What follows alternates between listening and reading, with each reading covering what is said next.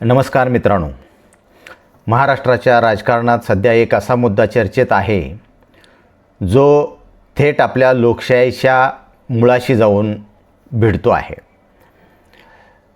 तो मुद्दा आहे SIRचा. अर्थातच स्पेशल इंटेन्सिव्ह रिव्हिजन. मतदार यादी अधिक अचूक आणि पारदर्शक करण्यासाठी निवडणूक आयोगाकडून महाराष्ट्रात विशेष सखोल मतदार पुनर्निरीक्षण प्रक्रिया सुरू करण्यात आली आहे. उद्देश चांगला आहे. मृत मतदारांची नावे हटवणे, कायमस्वरूपी स्थलांतरित मतदारांची माहिती अद्ययावत करणे आणि दुबार नोंदणी शोधणे आणि प्रत्यक्षात अस्तित्वात असलेल्या पात्र मतदारांची नावे मतदार यादीत कायम ठेवणे हा या प्रक्रियेचा उद्देश आहे. पण या प्रक्रियेतून समोर येणारे काही आकडे अक्षरशः धक्कादायक आहेत. कारण प्रश्न फक्त किती नावे मतदार यादीतून कमी झाली याचा नाही.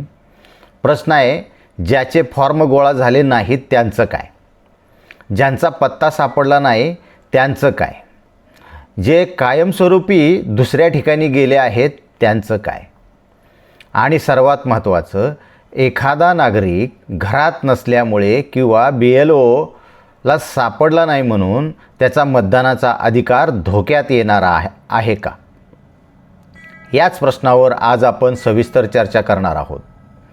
मित्रांनो, उपलब्ध आकडेवारीनुसार महाराष्ट्रातील SIR प्रक्रियेत मोठ्या संख्येने मतदारांचं इन्युमरेशन फॉर्म्स गोळा झालेले नाहीत. यामध्ये विशेष महाराष्ट्रातील 4 मोठ्या शहरी जिल्ह्यांचा वाटा लक्ष वेधून घेतो आहे. ठाणे, पुणे, मुंबई आणि मुंबई महानगर.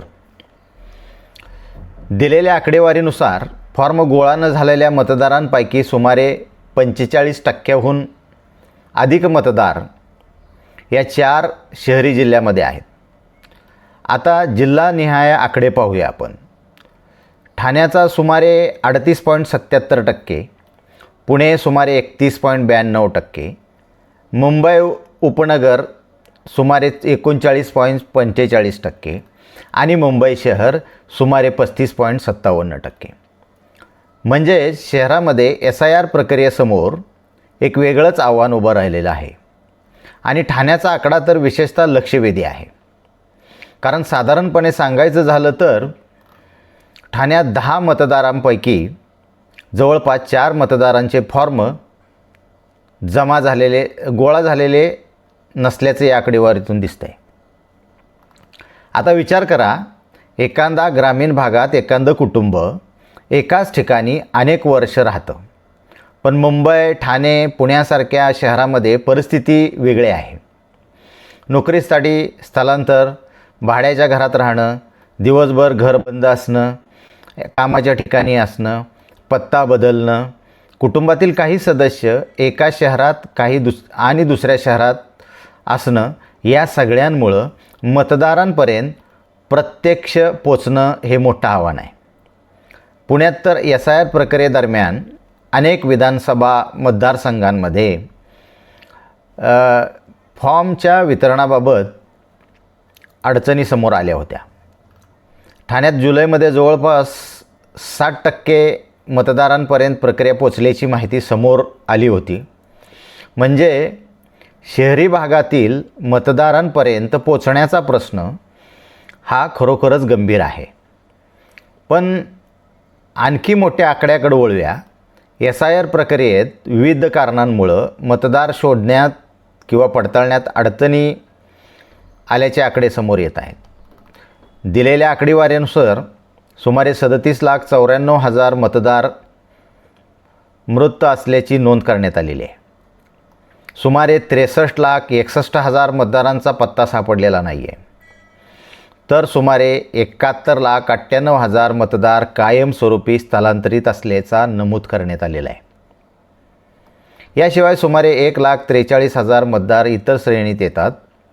हे आकडे मोठे आहेत, पण इथं एक अत्यंत महत्त्वाची गोष्ट समजून घेणं गरजेचं आहे. फॉर्म गोळा झाला नाही म्हणजे त्या व्यक्तीचं नाव अंतिमतः मतदार यादीतून काढलं गेलं असा सरळ अर्थ होत नाही.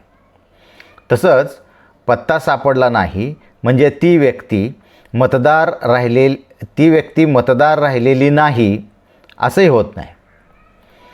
याच फरकाकडे दुर्लक्ष करून जर आपण कोट्यावधी मतदारांची नावे काढून टाकली असं थेट म्हणालो तर चित्र अपूर्ण राहील. कारण SIR ही प्रक्रिया अजून पूर्ण झालेली नाही. महाराष्ट्राच्या अधिकृत निवडणूक यंत्रणेने SIRसाठी दावे आणि हरकती दाखल करण्याची प्रक्रिया उपलब्ध करून दिलेली आहे. मग खरी चिंता कुठे आहे? चिंता आहे चुकीच्या पद्धतीनं पात्र मतदारांचं नाव वगळलं जाण्याची शक्यता. याबद्दल समजा एखादा मतदार पुण्यात राहतो, BLO घरी गेला तेव्हा तो ऑफिसमध्ये होता, दुसऱ्यांदा गेला तेव्हा तो बाहेरगावी होता.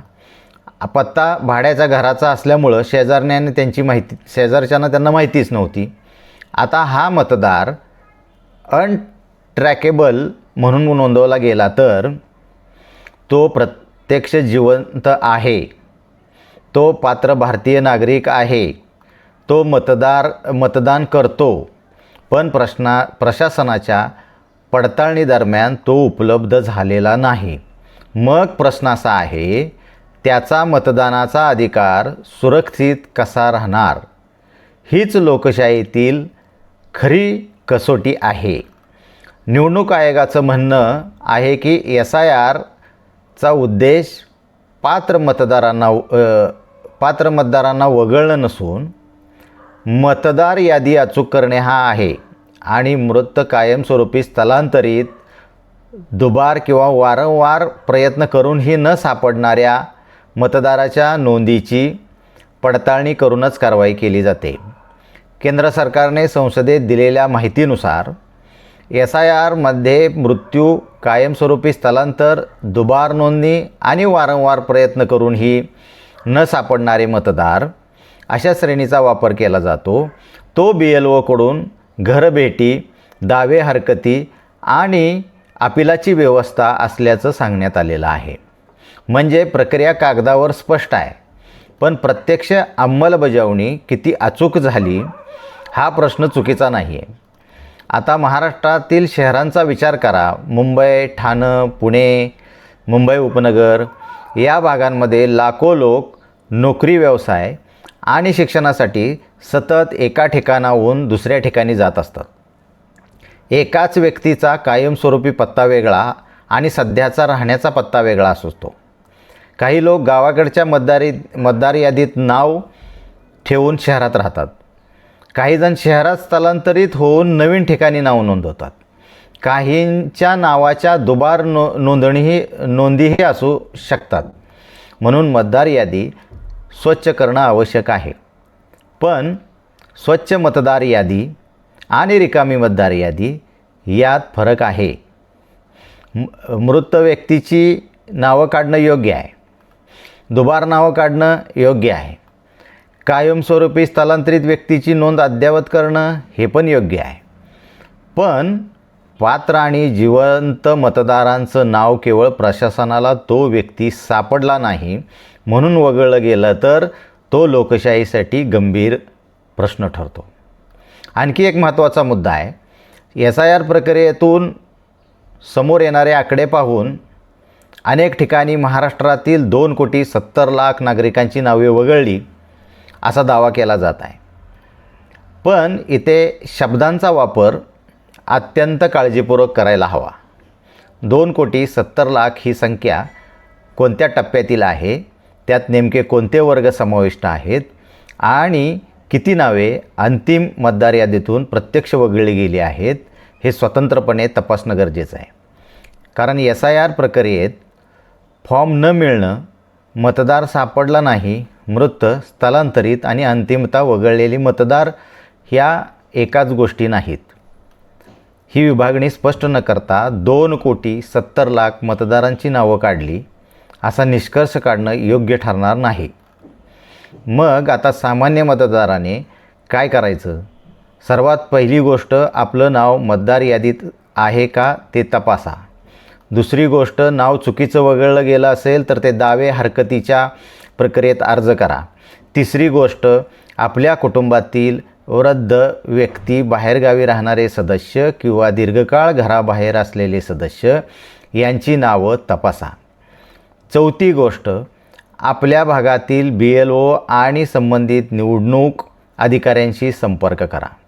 महाराष्ट्रासारख्या मुख्य निवडणूक अधिकाऱ्यांच्या संकेतस्थळांवर SIR संदर्भातली माहिती, मतदार शोधण्याची सुविधा आणि संबंधित यंत्रणेची संपर्काची माहिती उपलब्ध आहे. कारण मतदानाचा अधिकार हा फक्त निवडणुकीच्या दिवशी वापरायचा अधिकार नाही. मतदार यादीत नाव असणं ही त्याची पहिली अट आहे. मित्रांनो, लोकशाहीमध्ये मतदार यादी ही केवळ कागदावरची यादी नसते. त्या यादीत असलेलं प्रत्येक नाव म्हणजे एका नागरिकांचा लोकशाहीतील सहभाग असतो. एका नावामागं एक मत आहे, एका मतामागं एक नागरिक आहे आणि त्या नागरिकामागं त्याचा संविधानिक अधिकार आहे. म्हणून SIR असो किंवा मतदार यादीचं कोणतंही पुनर्निरीक्षण असो, दुबार, मृत व्यक्ती, अपात्र नोंदी काढल्या गेल्याच पाहिजेत. पण त्याचवेळी एकही पात्र मतदार चुकीने वगळला जाऊ नये याची तितकीच काळजी घेतली पाहिजे. कारण निवडणूक जिंकणं किंवा हारणं हा राजकीय प्रश्न असू शकतो, पण मतदानाचा अधिकार गमावणं हा लोकशाहीचा प्रश्न आहे. आणि म्हणूनच आजचा सर्वात मोठा प्रश्न का नाही, SIR मध्ये किती नावे कमी झाली, सर्वात मोठा प्रश्न आहे. या प्रक्रियेत एकही पात्र मतदार आपल्या मतदानाच्या अधिकारापासून वंचित राहणार नाही याची हमी कोण देणार? शहरामध्ये लाखो फॉर्म गोळा झाले नसतील, लाखो मतदारांचे पत्ते सापडले नसतील, लाखो लोक स्थलांतरित झाले असतील, पण त्या प्रत्येक आकड्यामागं एक माणूस आहे आणि त्या माणसाचा एक मताधिकार आहे. म्हणून SIRची खरी परीक्षा आकडे कमी करण्यात नाही, येत्या काळात महाराष्ट्राची अंतिम मतदार यादी समोर आल्यानंतरच या संपूर्ण प्रक्रियेचं खरं चित्र स्पष्ट होईल. तोपर्यंत एकच आव्हान, तुमचं नाव मतदार यादीत आहे का हे तपासा. तुमच्या कुटुंबातील प्रत्येक पात्र मतदाराचं नाव तपासा आणि नाव नसेल तर कायदेशीर प्रक्रियेत दावा दाखल करा. कारण लोकशाहीमध्ये तुमचं मत महत्त्वाचं आहे आणि त्याहून महत्त्वाचं तुमचं नाव मतदार यादीत असणं महत्त्वाचं आहे. धन्यवाद.